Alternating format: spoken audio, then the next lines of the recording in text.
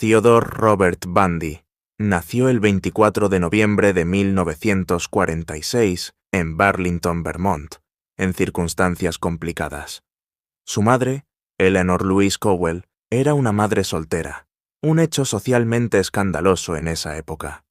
Para evitar el estigma, la familia decidió criar a Ted bajo la mentira de que su madre era su germana y sus abuelos, sus padres. Bundy no descubrió esta verdad hasta años después, lo que marcó un fuerte impacto en su identidad y psique.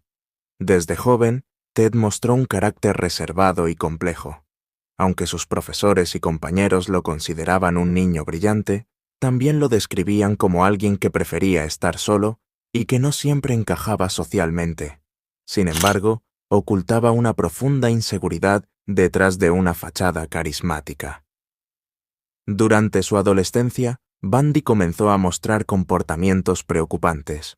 Aunque no fue diagnosticado en su momento, algunos de sus conocidos recordaban su fascinación por los temas oscuros y su tendencia a espiar a mujeres desprevenidas. También cometía pequeños robos y desarrolló un interés por el control y la manipulación. Bundy, sin embargo, era un maestro del camuflaje. A medida que crecía, desarrolló un carisma que lo hacía parecer encantador, confiable y ambicioso, cualidades que más tarde usaría para acercarse a sus víctimas. En los años 60, Ted Bundy asistió a la Universidad de Puget Sound y, más tarde, a la Universidad de Washington, donde estudió psicología. Fue aquí donde conoció a Stephanie Brooks, una mujer con quien tuvo una relación amorosa intensa, pero también conflictiva. Stephanie terminó la relación debido a la falta de dirección y ambición de Ted, lo que lo sumió en una crisis emocional. Esto se convirtió en un punto de inflexión en su vida. Después de esta ruptura, Bundy reconstruyó su vida. Se matriculó en la Facultad de Derecho, se convirtió en un miembro activo del Partido Republicano y empezó a moldear una imagen de éxito. Sin embargo, detrás de esta fachada, su resentimiento hacia las mujeres, especialmente las que le recordaban a Stephanie, creció exponencialmente. Este odio reprimido más tarde sería el motor de sus crímenes. Tras los años de frustración personal y una vida llena de secretos, Ted Bundy comenzó su macabra serie de asesinatos en la década de 1970. Con su apariencia carismática y su actitud encantadora, Bundy atrajo a decenas de mujeres jóvenes, dejando un rastro de horror en varios estados de Estados Unidos. Sus primeros crímenes, 1974. El 4 de enero de 1974, Bundy cometió su primer ataque conocido.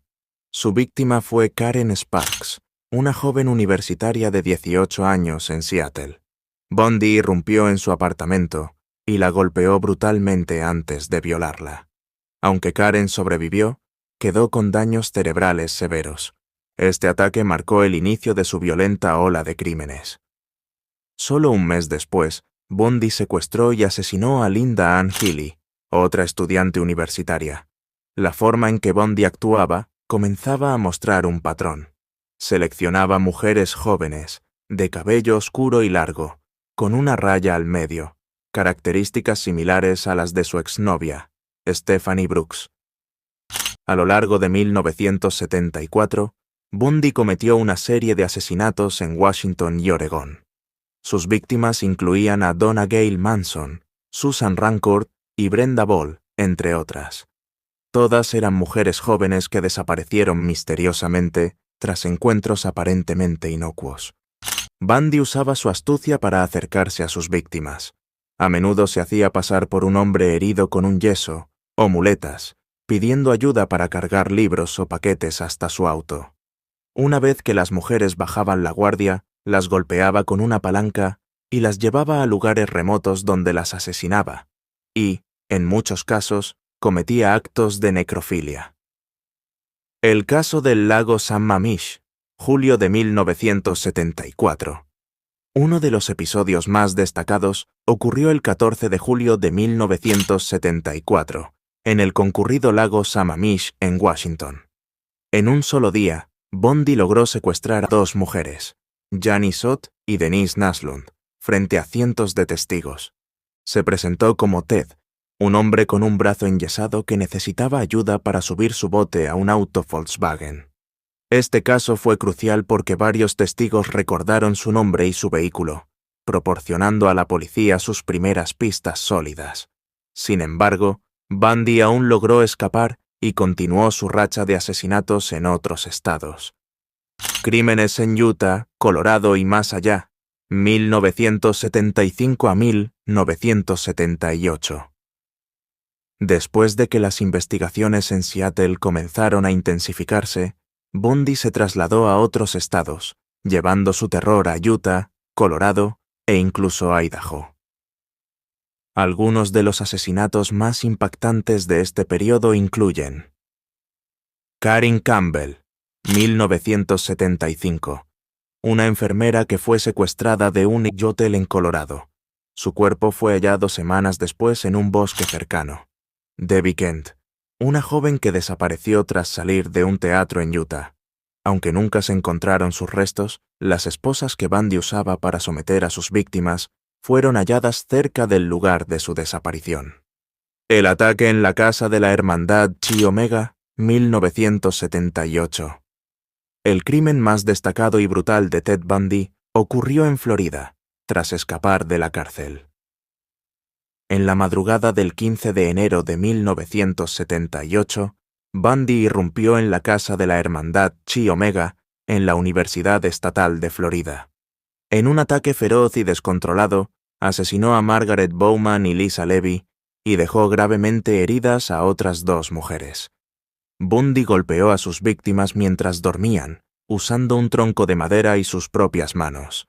Este ataque, además de ser particularmente violento, demostró que Bundy estaba perdiendo el control y actuando con desesperación.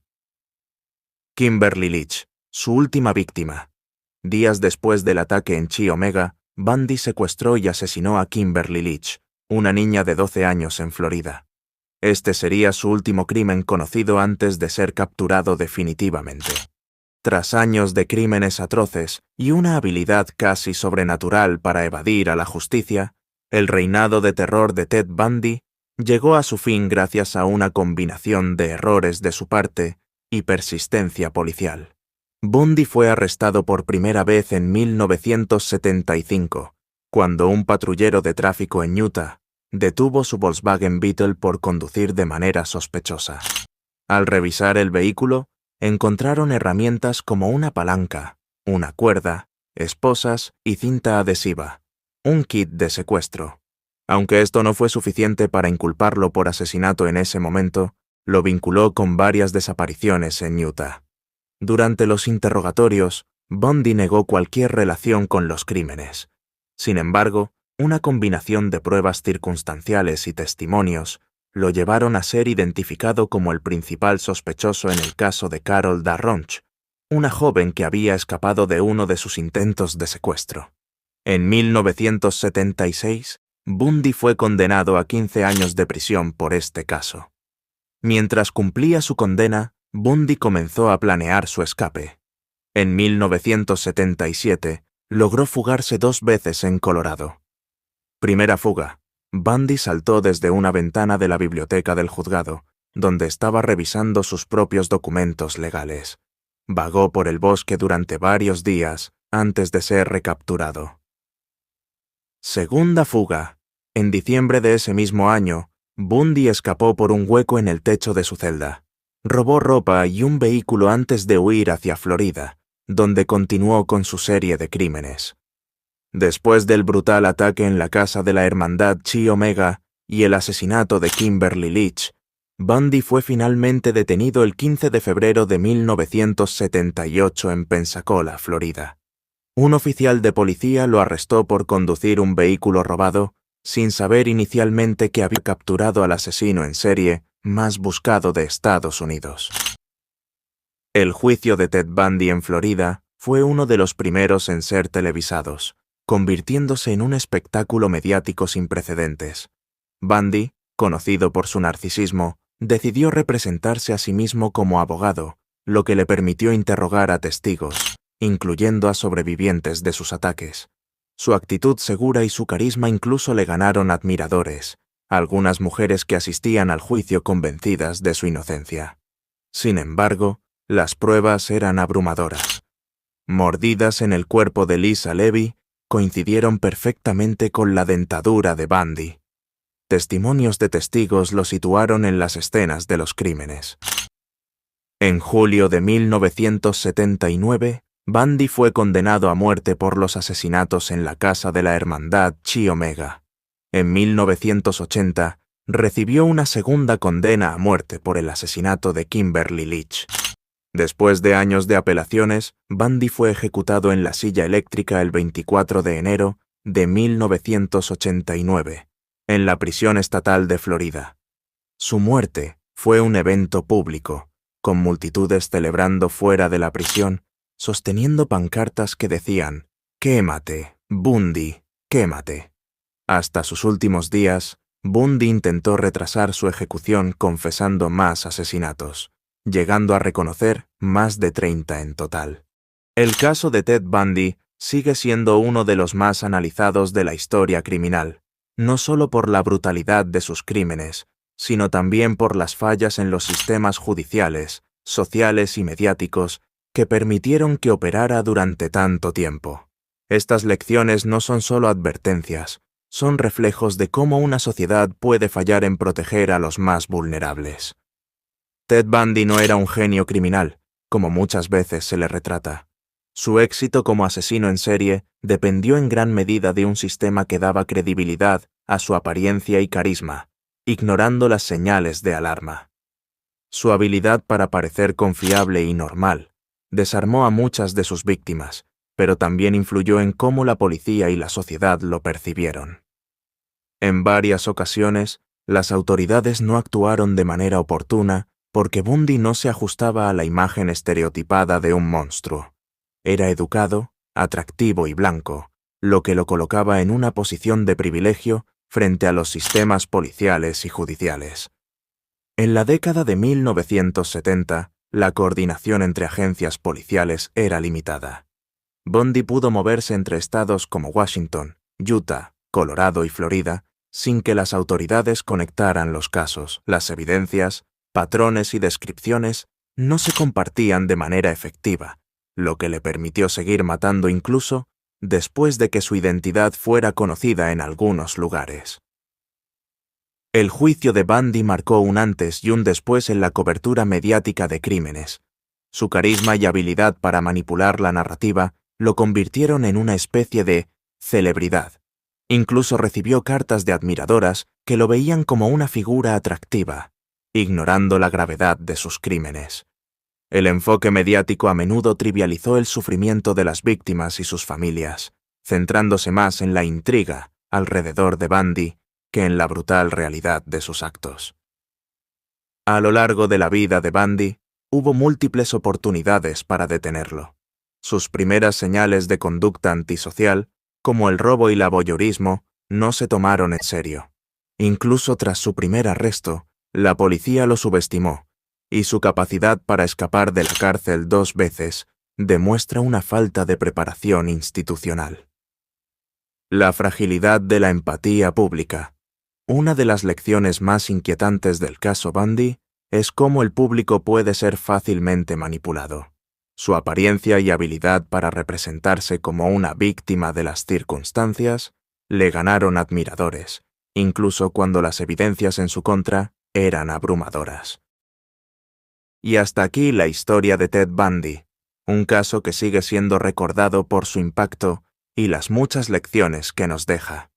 Si hay alguna otra historia que les gustaría que trajéramos al canal, déjenla en los comentarios. Nos encantaría saber qué te gustaría ver. Exploren más contenido como este en nuestro canal, donde continuamos desentrañando los casos más sorprendentes y aterradores. Nos vemos en el próximo video.